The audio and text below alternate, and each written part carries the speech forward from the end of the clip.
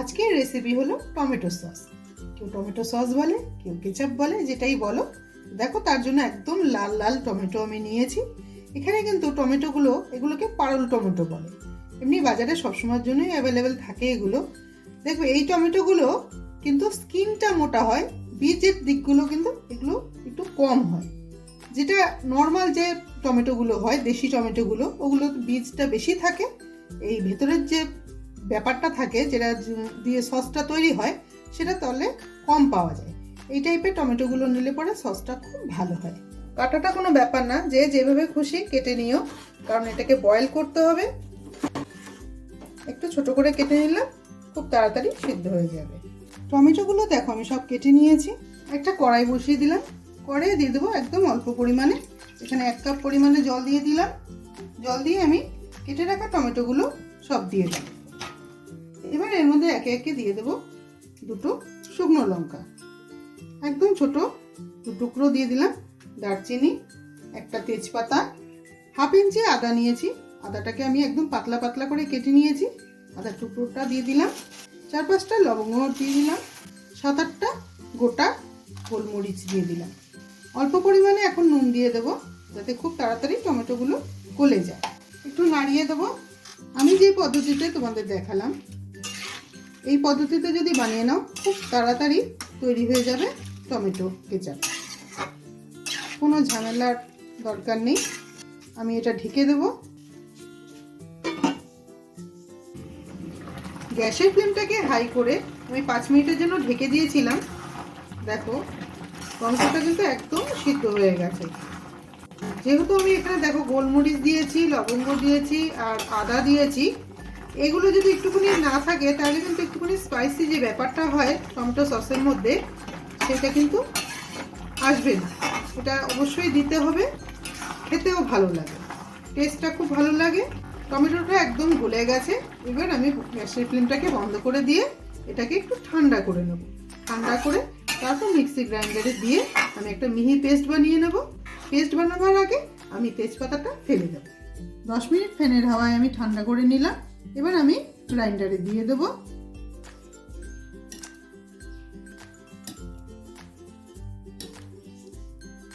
দুবারে আমি করে নেব। একবারে যদি আমি ভর্তি করে দিয়ে দিই তাহলে একদম উপচে পড়বে ঘোরাতে গেলে। দুভাগে আমি করে নিলাম। এর মধ্যে কিন্তু এই বীজগুলো রয়ে গেছে, তাই এবার ছেঁকে নিতে হবে। নিচে বাটি রেখে একটা ছাঁকনি রেখে দিলাম। এবার টমেটো পিউরিটা পুরো ভালো করে আমি ছেঁকে নেব।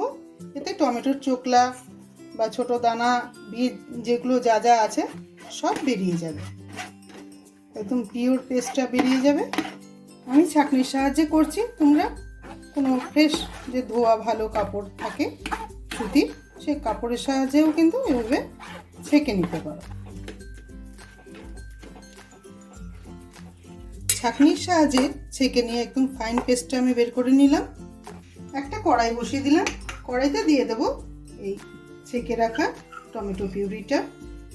কড়াইতে টমেটো যে পিউরিটা, এটা দিয়ে দেওয়ার পর একটু ঘন ঘন নাড়তে হবে, কারণ এটা একদমই ঘন, নিচে লেগে যেতে পারে। সসটা নাড়তে নাড়তে যখন একটু ঠিক ভাব চলে আসবে, তখন এর মধ্যে কিছু আমি অ্যাড করব। এর মধ্যে দিয়ে দেবো অল্প করে চিনি। আমি 2 চামচ চিনি দিয়ে দিলাম। স্বাদ মতো আরও অল্প করে নুন দিয়ে দেবো। 1 চামচ দিয়ে দেবো কাশ্মীরি লাল লঙ্কার গুঁড়ো। এটা দিয়ে দিলাম, একটু কালারটা দেখতে ভালো লাগবে। খুব তাড়াতাড়ি কিন্তু ঘরেই তৈরি হয়ে যায় টমেটো সস। সসটা অনেকটাই ঘন হয়ে এসছে।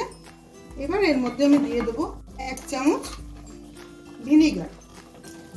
এই ভিনিগারটা দিয়ে দিলে এই সসটা কিন্তু অনেক দিন তোমরা রেখে খেতে পারবে। এখানে আমি 1 কিলো টমেটোর সস বানালাম। 1 কিলো টমেটোর জন্য 1 চামচ দিয়েছি ভিনিগার। এই টমেটো সসটা আমি নিরামিষ বানালাম। তুমি যদি চাও এটা আমিষভাবেও বানাতে পারো।